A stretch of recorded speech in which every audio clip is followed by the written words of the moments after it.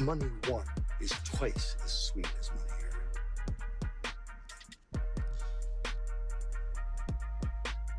What's up, everybody? Welcome back to the Big Easy Bets podcast. I'm your host, Logan. With me in the studio, Nick Von Brick. Yo. This is episode 262. We are on to the NFC South and our NFC Divisional breakdowns. Last one to go on the NFC, and then we'll turn our attention to the AFC. We're going to go team by team. Buccaneers, Saints, Panthers, Falcons. Break each team's offseason moves down, coaching changes, draft picks, the whole 9 yards, and then we're going to give you at least one best bet each for a futures bet heading into the 2026 season. Couple things to touch on before we get to the breakdown of each team's. Hit the like and subscribe button first off if you don't mind.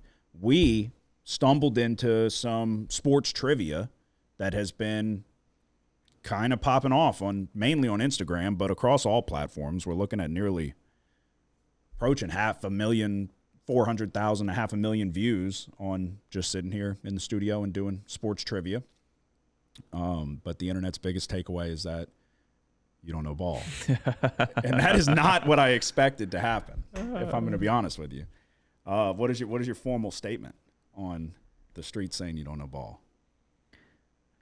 I said it yesterday. I'm just too slow. And that really is what it boils down to. What we're doing, if you haven't watched yet, we invite you to go over on any platform. But like I said, Instagram is where it's going the biggest, I guess. Go on over there, see it for yourself. You'll probably like it. It's hard not to, in my opinion. It's fun to do, and it's fun content to watch. If you like football, and we've done some NBA, which we're going to possibly put out here in the future. We've done some college football. We posted one a day. But the BAM puts the list together, so all the credit to BAM because it's tough. Not tough, but it's tedious, kind of annoying work. He throws the list together. We don't know what's on the list. He puts it up on a screen in front of us. First person to guess it gets it correct. First person to 10 wins. And so you got to say it the quickest. And I'm a little bit quicker, I guess, where it's like you may know the person, but if I can get it out quicker, then the entire internet thinks you don't know don't know football. You gotta write the. Yeah, my only hope is on the guys that you don't know right away. Yeah. That's not entirely true, but yeah, I mean, like you got Warwick Dunn. You pulled a couple good ones. Like I know Warwick Dunn. It is interesting where like sometimes you can't spit it out. You can't, like I'm trying to, and I just can't get my brain to. When you have that little bit of pressure on you where you're competing with somebody. Yeah, and then you start making noises and fuck me up. Okay, give me a break. Give me a break. I don't know about all that, but I mean, yeah. It pops into my brain where I'm like, I got to spit this out right now. So I got to do whatever I got to do to work it out. But yeah, I don't know. I was not I didn't have like super high expectations or any expectations for these videos, but they're doing very well. So if you'd like to play along with us as we keep doing it, head on over to any of the pages really. But yeah, hit the like and subscribe button if you don't mind. One more episode to go for the NFC divisional breakdowns. Then we'll turn our attention to the AFC. Undoubtedly, the saddest news that I saw today was that Chris Johnson has been diagnosed with ALS. It appears it's been for about a year now. I had no idea. And so I saw the headline that Chris Johnson has been diagnosed with ALS. Well, then I saw the Good Morning America video, and I was like, oh, Christ. Obviously, we're very familiar with ALS because of Steve Gleason, Jersey on the Wall. I wasn't expecting him to be like wheelchair bound, using his eyes to speak through the machine. So that was jarring and really, really sad because it's sad when it happens to anybody. But Chris Johnson's one of the best running backs to ever do it. Went over 2,000 yards, fastest 40 time at the time. I would say a legend in football. So, and he was only playing like 9 years ago. I think he retired 9 years ago. And now he's immobilized and can't speak. And it's just crazy. You take for granted health, I guess, and like the small things. So, yeah, that caught me off guard. You saw that? Yeah, it was surprising. I was surprised he was as far along as he was, you know? Yeah. Yeah, that was the big, yeah. I was not expecting, I saw the headline. I'm pretty sure they must have been keeping it up. Yeah. under the rug for a while. Yeah, I think he may have mentioned something, but he's been out of the spotlight. Obviously, no one's seen him. But it hasn't been that long. It's really not been that long. Apparently, from what I gather, it's only been like a year, and from diagnosis to where he's at now. So, just really, really sad stuff. And like I said, it makes you. It should be like a moment of clarity. Like you gotta appreciate the small things that turn out to be massive things, like health and being able to do something as simple as walk and talk, dude. Once that's taken away, it's like, my God. So, thoughts go out to Chris Johnson, dude. That's just absolutely terrible. Turning a page, Dustin Poirier got arrested because he was about to beat the brakes off of a airport security guard. Objectively, one of the funniest videos I've ever seen. I feel bad for Dustin Poirier. And I mean, look, you can look at the other side, like he was kind of a dickhead, but clearly blacked out and I guess got thrown off the plane for God knows what. I guess we kind of probably put our heads together and figure it out, but it's just a tough moment, and you can't cast anybody aside on one tough moment like that. But the video is objectively hilarious because he goes, basically, I'm going to beat your ass to the security. I was like, no, please. He's like, God, no. And he's like, yeah, I'm going to fucking wear you out. And then he's calling for backup. He's like, call him. He's like, it's going to be bad. And then the cops end up coming, and then you can tell he gets hit with that moment of clarity where he's like, all right, arrest me. He's like, get me out of here. He's like, daps up the guy. He's like, you did what you could, bro. He's like, you did all you could. And that's one of the funniest lines from a guy getting arrested in that type of situation. You did what you could. He was like running away, call like, help. I wouldn't want problems with Dustin Poirier, especially a Dustin Poirier that's not cutting weight and probably, what do you think he's walking around at right now? 200? Yeah, he's juicing. You think? I know it. I'm pretty sure he's admitted it. Oh, really? Then yeah. So, yeah, he pulled out his taser. He's like, what are you going to tase me? It's like, oh, fuck yeah. You're lucky we don't shoot your ass, dude. Yeah. You're going to kill us. I'd have shot that motherfucker. Hopefully he's been very vocal about his issues with when he doesn't have, he's said on the Theo Vaughn podcast and things like that, when he doesn't have something that he's training for, working for, he's a detriment to himself and all that. So if he's going through it right now, hopefully he gets the help that he needs. Maybe he just got blacked out in the airport. Everybody's been there. So I'm not going to throw stones from a glass house. If you're not getting hammered in the airport during a layover, it's like you're wasting your damn time. So, but you can't try to attack the staff. All right, let's get into the NFC South Divisional breakdown. We're going to start with the Buccaneers, I guess. Let's go. I'll do Bucs and Saints. You do, yeah, I'll do Bucs and Saints. You do Panthers and Falcons, and then we can piggyback on both. You go with that? Yep. All righty, let's see. So we'll start with Tampa Bay. Although Carolina won the division, we'll still start with Tampa Bay, whatever. Todd Bowles returns as the head coach. Let me see real quick. Should have been prepared on that, but. All right. So, yeah, Todd Bowles returns as the head coach. Going into this season, it's looking like they have the 21st strength of schedule. Odds-wise, and you can correct me if I'm wrong on this, it looks like over-under win totals 8.5, minus 125 to the under, plus 105 to the over. They are the favorites to win the division at roughly 165. Is that what you got? Yeah, 164. Yeah, that's what I said roughly. I figured it, yeah. So, yeah, last year they went 8-9. You saw them play Carolina 2 out of the 3 games to end the season. It was, if you remember, they were it was in the rain, and it was really low scoring, just kind of bad divisional games there down the stretch, and they started out hot though in 2025. They were 6-2 going into the bye week, but if you listened to us last year in our show, you heard us like broken records, at least me, talking about how careless Baker Mayfield was being with the football and his turnover-worthy plays that were not amounting to turnovers. He was getting very fortunate with some of the balls he was putting up in harm's way that were not being intercepted. They were just being dropped at point blank. And that kind of wore off because They ended up going 2-7 to end the year. They finished 8-9. The defense stunk. The offense dealt with injuries. The number one key loss for the team is Mike Evans going to San Francisco, although he was one of the main guys dealing with injuries throughout the entire season. But I would argue Mike Evans is the face of the team, really. He's been there for forever, going for 1,000 yards every single year, it felt like. Well, he's gone now. You also lose who I thought was their best player in the secondary. I understand Antoine Winfield. He's kind of been a shell of himself from that Super Bowl run they made with Brady. Jamel Dean, I felt like was probably one of their better, if not their best, corners. He's gone.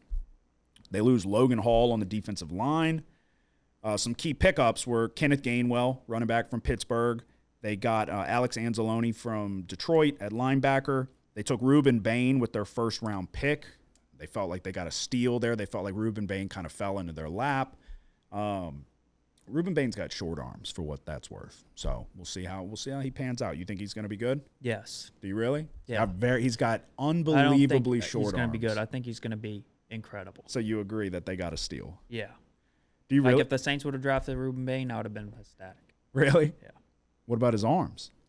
I'm worried about his arms. He smashes everyone. He's old too. How old is he? I think he's older.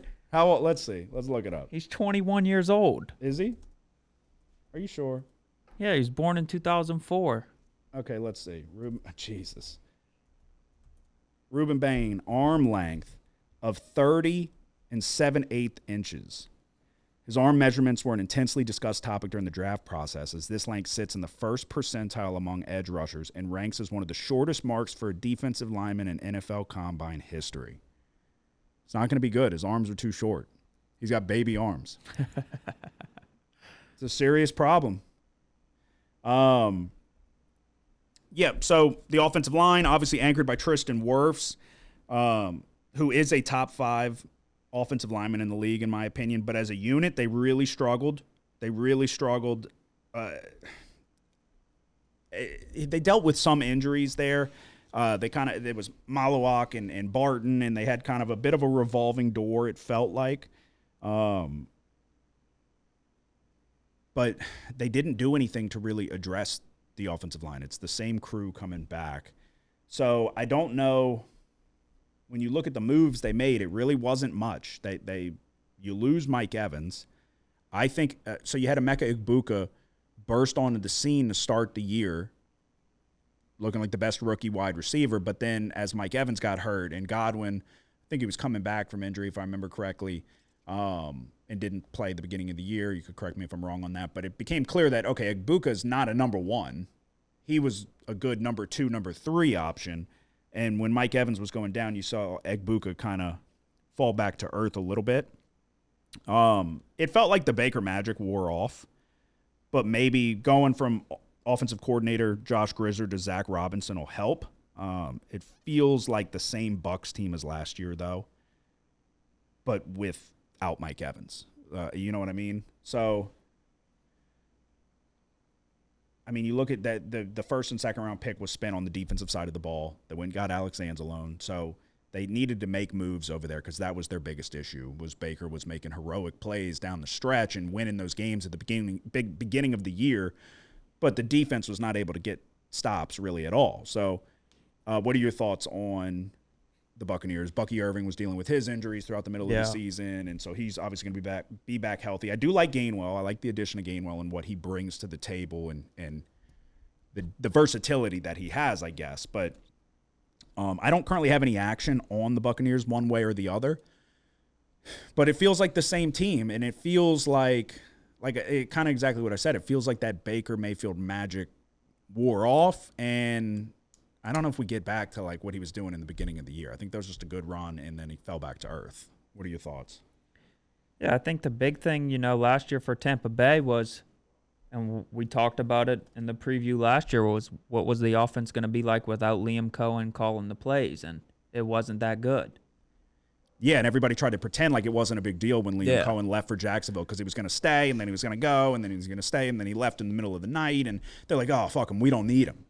And then, yeah, you clearly did because Grizzard was not a good offensive coordinator. And so maybe that was the issue.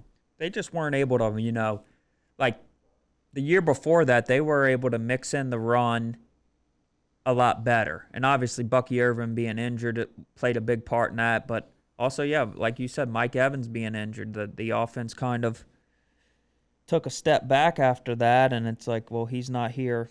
He's not going to be there this year. So it's like, well, what happens now? I think the offensive line really couldn't run block either. I couldn't read my damn handwriting. So I'm battling through that there. That's going to be something they have to figure out. Yeah. Because if they can't run the ball, like most offenses that can't run the ball, it's not going to work. It's uphill from there, you know? Yeah.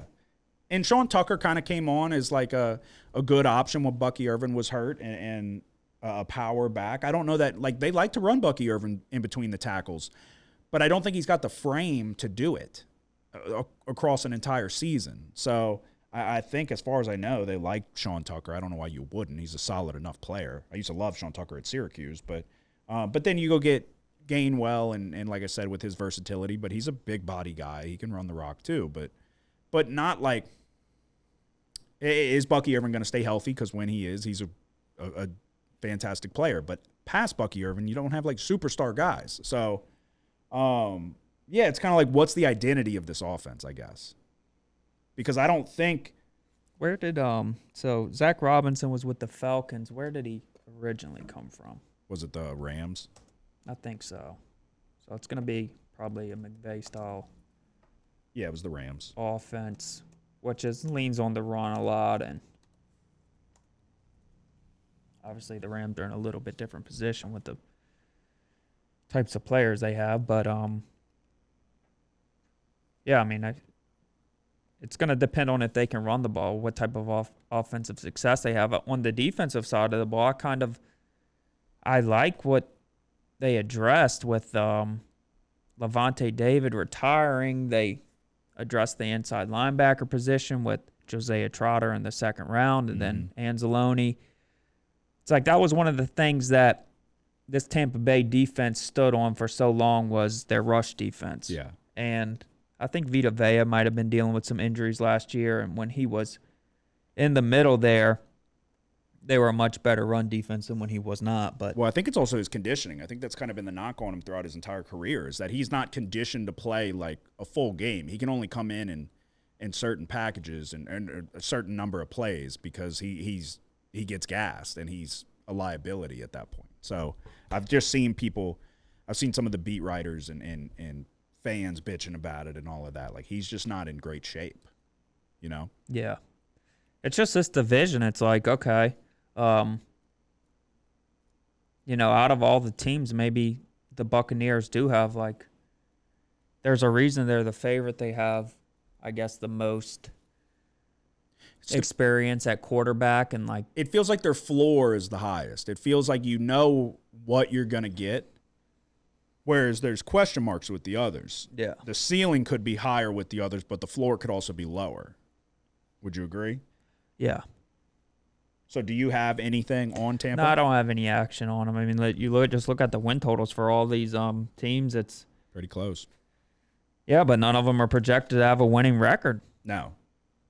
Just like last year, no one in this division had a winning record. Yep. 8-9 won the division, and 3 teams were 8-9 in this division. Yep. And then you had the Saints sitting at 6-11, so that's where we'll turn our attention to for the next team in the division. You have Kellen Moore obviously returning for his second year, calling the plays and running the ship, manning the ship. Strength of schedule, very favorable for the Saints, coming in at 31st. Nearly the easiest schedule in the league by the strength of schedule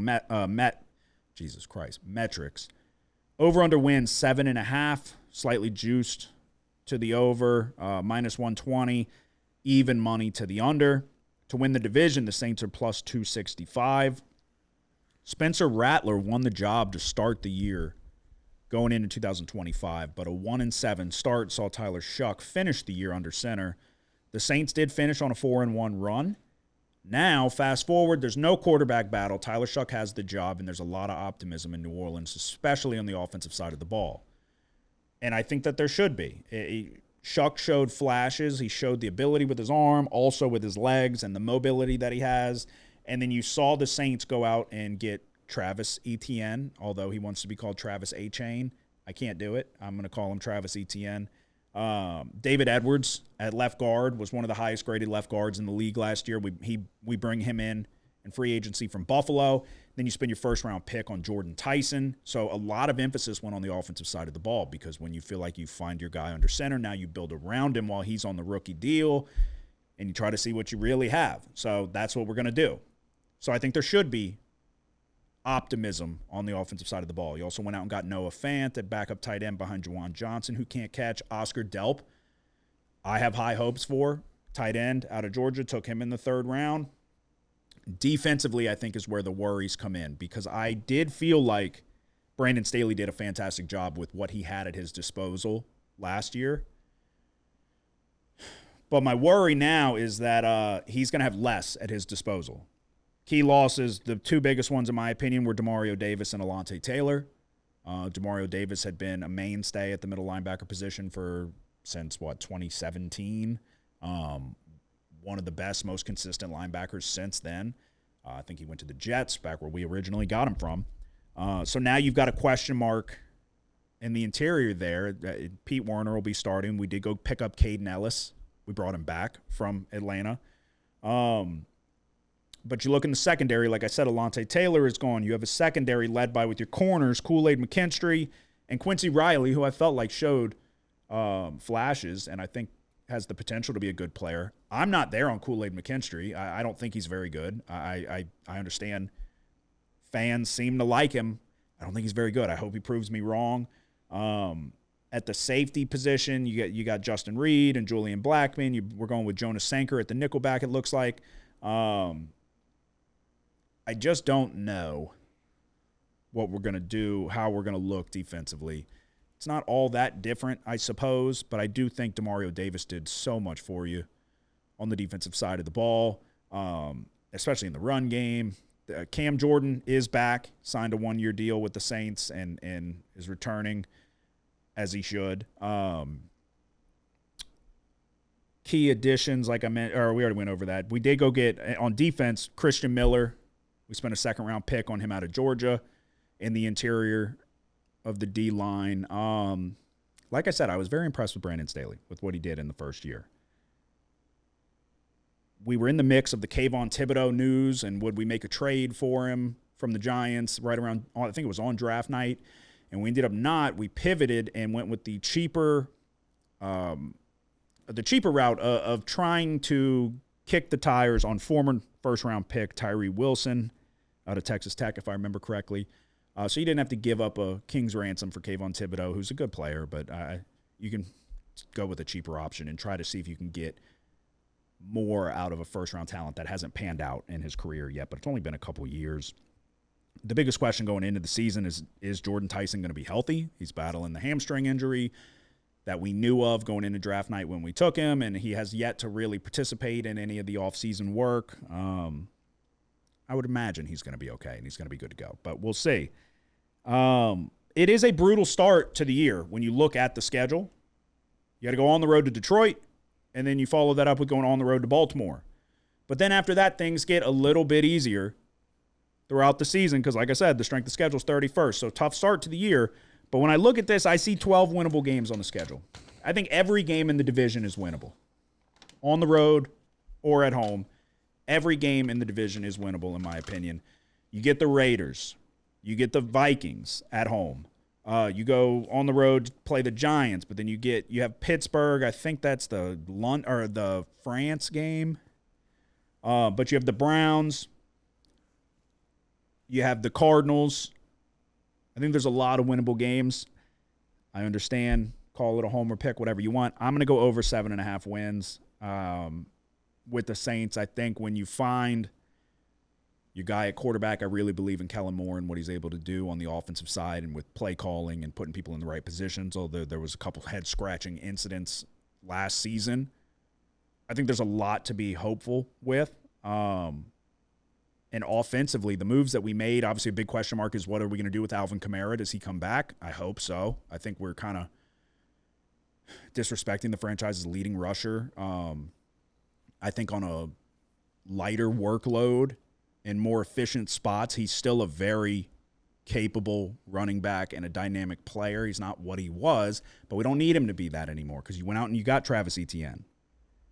But I think with the upgrades at the skill position, what Shuck's able to give you with his mobility as well as the arm talent, I think the ceiling is relatively high. I think it's higher than 8 wins. So when you pair that with the schedule, at least. So I'm going to go over 7.5 wins with the Saints. I understand how it sounds. We're Saints fans, all of that. But that's the way I'm looking at it. What are your thoughts? Yeah, I mean, if you're a Saints fan, there was a lot to be excited about. We drafted 4 receiving threats in the draft. So Jordan Tyson, obviously. But yeah, I think Oscar Delp's going to contribute right away. Yeah. When you look at Jawan Johnson, not really much of a – although I thought he played better last year, but it's a receiver transition to tight end. Mm-hmm. Whereas Oscar Delp's a little bit – he's younger. He definitely has the receiving ability. But, yeah, like you said, the questions on the defensive side of the ball, and I think the big issue here is in the secondary, like you said, at cornerback. And the question is the pass rush going to be enough to help him out? Chase Young showed some flashes last year. Tyree Wilson from the Raiders, you mentioned him. He had 28 quarterback hurries last year. Yeah. He went crazy in, like, the final game of the year. He had, like, an incredible game. It might have been against the Chiefs, maybe. I could be blanking on that. I think, obviously, not Mahomes, but it was, like, a damn good performance. So you have them two, and then you still have Carl Grandison, Cameron Jordan, who he had 10 sacks last year, right? Mm-hmm. I don't know. Maybe there is a chance that this pass rush can kind of help the secondary here because they're going to need it. I do like what we have at the safety position, and Jonas Sanker was a bright spot towards the end of the year. He was playing safety last year, but now they moved him to nickelback. Yeah, you just look at what happened to the secondary after losing Lattimore, then you lose Adebo to the Giants, and then Alontae Taylor this year. So it's like, still haven't fully addressed that, and that's the big problem here. But offensively, there's a ton to like. Tyler Shuck's in a great position. Probably out of all of the quarterbacks from last year, he's probably in the best position because you just look at the offensive line he's playing behind, and then the talent at wide receiver, which hasn't been there the past couple years for the Saints with after Breeze is left. But with Jordan Tyson, Olave, Vile, Jalen Polk, which coming back healthy, yeah. We'll see what he can provide. And then 2 more draft picks on wide receiver. Barrion Brown's definitely going to contribute in special teams. So, yeah, I mean, I think the Saints should be able to establish the run and make things easy for Shuck. Mm-hmm. Yeah, and I think with the division and the state of the division, like you said, 8-9 won the division last year, and you've got question marks at the quarterback position for the Falcons, and the Panthers are the Panthers, and I'm not that high on the Buccaneers. I don't think that they didn't do anything to make me feel like, okay, they're going to take a chokehold over this division. So I think there's a lot of winnable games for the Saints this year. So I'm going to go over 7.5 wins. Do you have any action on them? No. Okay. Turn our attention to the Carolina Panthers. I'll let you take it. Yeah, so look, the Panthers are the defending NFC South champions, but they have the 3rd best odds to win the division. And you just look at why that is. The offense last year wasn't very good, and the defense was just okay. Bryce Young, who I haven't been critical of, but it's like about time that he's running out of time to turn into a first number 1 overall draft pick. Yeah. And you look at the wide receiver position for them, they got McMillan last year, and that helped a ton, but then it's like, is Xavier Legette ever going to become anything? Doesn't appear like it. They drafted Chris How do you say his name? Brazil? I always called him Brazil. I think it's Brazel. Chris Brazel from Tennessee. He's a tall wide receiver who can also stretch the field, so maybe that helps him out a little bit. But Went and got John Mechie. yeah, it's just overall, it's like this offense is And Canales give up play calling duties this year, giving it to a first-time play caller, Brad Idzik. Never heard of him. They lose Dowdle Yeah. to the Steelers, so now Chuba Hubbard's back as the lead back. Jonathan Brooks, that's a big question mark. Is he going to stop tearing his ACL every year? Is he going to be able to play? Just from a human perspective, it's like you hope so. I feel for the guy at this point. Yeah, I don't. It's like, what do you really make of? It's like if Bryce Young just doesn't have a miraculous turnaround in his career at this point, it's like the hopes for the Panthers. I don't know if you see them doing what they did last year, where they kind of just grind it out and pull out some wins. And yeah, they got they beat the Rams at home. It just feels like with Bryce Young, it feels like he's a good football player. It just feels like he more than most, it feels like he's hindered by his size. You know? Yeah. And then also just not a lot of like options there, you know? Yeah. Yeah, I mean, especially his first 2 years where it's like he was getting benched. It's like, okay. He's a guy who's a guy that makes plays improvising and stuff like that, and he's played behind a poor offensive line for the most part of his career, but then last year they get McMillan and things kind of turned around a little bit, but just overall it's like no one was ever afraid of the Panthers. In my eyes, people were more afraid of the Falcons than the Buccaneers for sure. Yeah. Yeah, I agree. I think I think the offensive line could be a bit of a bright spot if Iquanu is healthy and ready to go for the start of the year. I felt like they were better than advertised, but yeah, I don't know. It's what it boils down to is Bryce Young, and it's kind of like I have to see it to believe it type of thing. I have to see him take that next step now. I'm not banking on it to happen. I have to see it before I do anything with Carolina, and I think they have bright spots on the defensive side of the ball. I think J.C. Horn has shown the ability to be a good corner. I think they have guys on the back end there that can be solid players. They did go out and get Devin Lloyd, which I think is a good pickup from Jacksonville. They got Jalen Phillips from the Eagles after he formerly was with the Dolphins and battling back from the Achilles tear. So relatively big-name moves. Jalen Phillips obviously is appearing to be kind of a shell of what he used to be, but he's still in that window now of like, okay, he should be getting back to like full speed. They say you come back from the Achilles, but you're not back to full speed for a while. So he should be reaching that window. So maybe he does, and that turns out to be a good move, and the defense kind of takes a step forward. But yeah, as far as Carolina, I don't really have much on them. They spent their first-round pick on another offensive lineman, so to kind of just bolster the same thing. I'm assuming that they're going to want to try to get to continuing kind of playing smash-mouth football. They were running. Dowdle was going for 200 yards and all of that, multiple games in a row. I'm sure they're going to want the run to be the face of their offensive scheme, and then let Bryce Young get into some play-action situations and kind of make things easier for him. But I think there's promise. I do think McMillan's a really good wide receiver. I think you said you thought he was the best in that draft class. Yeah, he was. Yeah. So it's like they have people. It just comes down to Bryce Young. Yeah. And I don't feel confident enough to do anything with him until I see it. You know? Yeah, I mean, in my eyes, the Panthers should probably be dead last.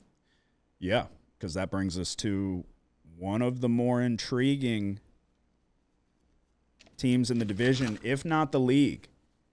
And they are, like you mentioned, they are the team that's dead last to win the division. That's the Atlanta Falcons. They come in with a win total expected of 6.5, minus 115 to the over, minus 105 to the under, plus 425 to win the division. They have the 29th ranked strength of schedule, and they have a new head coach in Kevin Stefanski. They also have a new potential quarterback with Tua Tagovailoa, currently number 2 on the depth chart behind Michael Penix Jr., who's coming back from injury. I'm blanking on what it was. Was it an ACL? Yep, again, multiple knee injuries, multiple shoulder injuries, I think it was, that he had at Indiana. And I felt like I said this earlier, and I haven't really brushed up on like the last week of what's been going on in Falcons news or whatever, but I feel like Tua is going to win the job. I think Tua, unless Penix is just not healthy, and then obviously Tua goes. Yeah, I mean, Penix isn't ready yet. But even if he is, I think they still go with Tua. I think Tua is capable of doing exactly what they need to do with this offense, with the weapons that they have. Drake London is a fucking incredible wide receiver. In terms of like whatever you want to look at, like wins above replacement or whatever, the way that the success they have on the offensive side of the football when he's on the field versus when he's off the field, he's one of the most valuable players at the wide receiver position in the league. So, and then you got Bijan Robinson. They just re-signed Kyle Pitts, and we've been saying it for years that this team has weapons. I think Tua, with the quick passes and all of that, I think he could be like kind of what they need to make the offense go, where I felt like there was too many times where Penix, and he's a lefty, just like Penix, but Penix just wasn't sharp enough in too many spots there. You know what I mean? Yeah. Do you agree? Yeah, I mean, I think the Falcons have just been the coaching has been terrible for them. Yeah. They've had bad luck with coaches, with Arthur Smith and Raheem Morris. Raheem Morris is fired now. I think Kevin Stefanski's a fucking good coach. No, he's great. Like, I think he's a really and he's inheriting one of the most talented offenses, the most talented offense in this division. At the skill position, 100%, yeah. Yeah, when you just, I don't know. I don't understand why they're, I mean, I guess, yeah, look, the quarterback position's a big problem, right? It's the most important position, and they kind of they don't know who they're going with, but it's like, at the end of the day, I think both of the guys are okay enough. Yeah, you don't need to be spectacular with these guys. You can dump it off to Bijan, and he takes it 60 yards up the sideline. Drake London in the red zone makes life a lot easier for you. Kyle Pitts over the middle of the field. We were high on the Falcons last year, and the Falcons came through in a number of spots for us. Yeah, just a team that was kind of plagued by inconsistencies, but yeah. And then Penix, he gets hurt. Although he wasn't playing great at the time, but it's like things didn't get better without him. No. So, I don't know, just looking at this team, the moves they made with Jahan Dotson, and I'm not even going to attempt to say Zacchaeus' first name. Olamide Zacchaeus. And then drafting Zachariah Branch in the 3rd round. It's like maybe doesn't contribute so much his rookie year, but certainly a player that has the athleticism and potential. Defensively, I thought last year the Falcons made a tremendous step in rushing the passer when they drafted James Pierce and Jalen Walker. James Pierce is not going to go to jail. Is that confirmed? Yeah, okay. But he's probably going to be suspended. Forever. Not forever. I think he try to shoot a bunch of people. No, he was stalking this girl. Okay. And things got a little bit hairy. Okay. Taylor's oldest. But no, he's in a program now with the state of Georgia.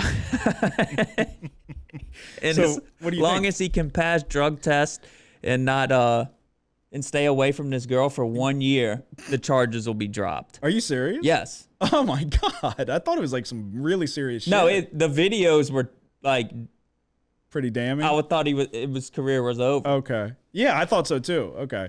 What do you think?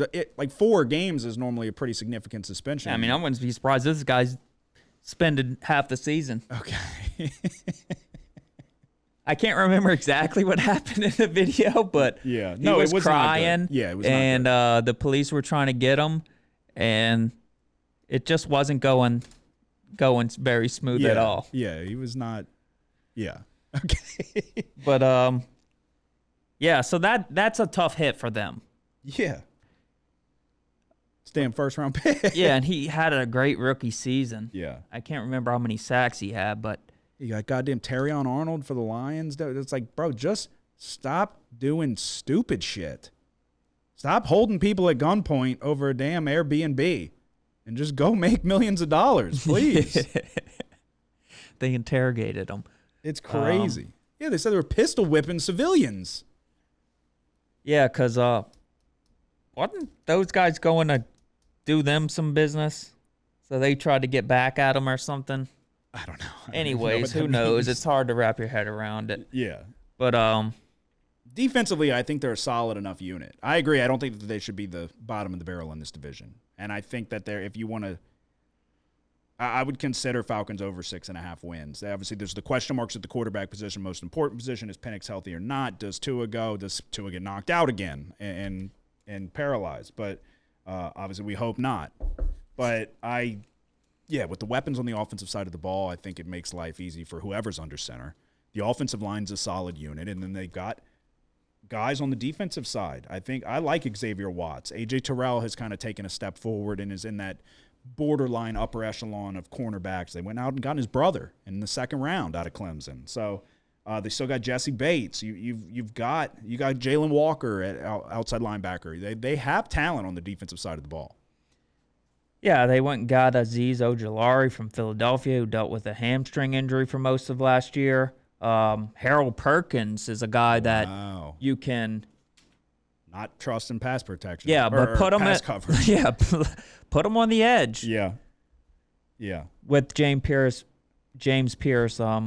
probably going to be suspended for a good chunk of this year. But I just think overall you're going to see Bijan Robinson get the ball, and then you got Brian Robinson. That's really going to mess people up in fantasy, huh? Yeah, B. Robinson from Atlanta. It already did when he was before he had the ATL under the Yeah, who did it last year in our league? Somebody did, yeah. And we're too soft. We don't hold them to it. It's probably Jesse. Yeah, I think it was. I love the Falcons. I think I don't want to bet on them to win the division, but I'm going to take them over 6.5 wins minus, 115. Mm-hmm. I just think there's too much talent on this team, and then you got a coach who in Cleveland I thought overperformed with his teams in Cleveland his first couple years there. Yeah, so I would agree with that. Things kind of just hit the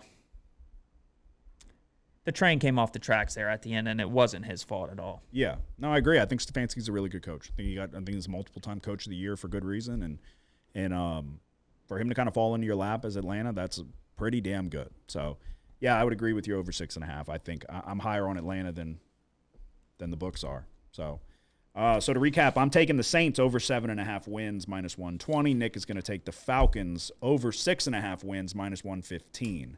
And that is our best bets for our NFC South Divisional breakdown. We will be back next week as we start the AFC and do the same thing. Football season's nearly here. This offseason's flying by, in my opinion. We're about to be in July.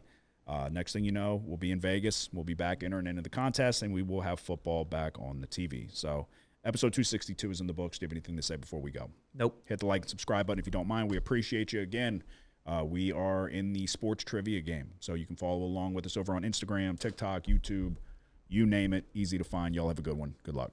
The house always wins. Play long enough, you never change the stakes. The house takes you.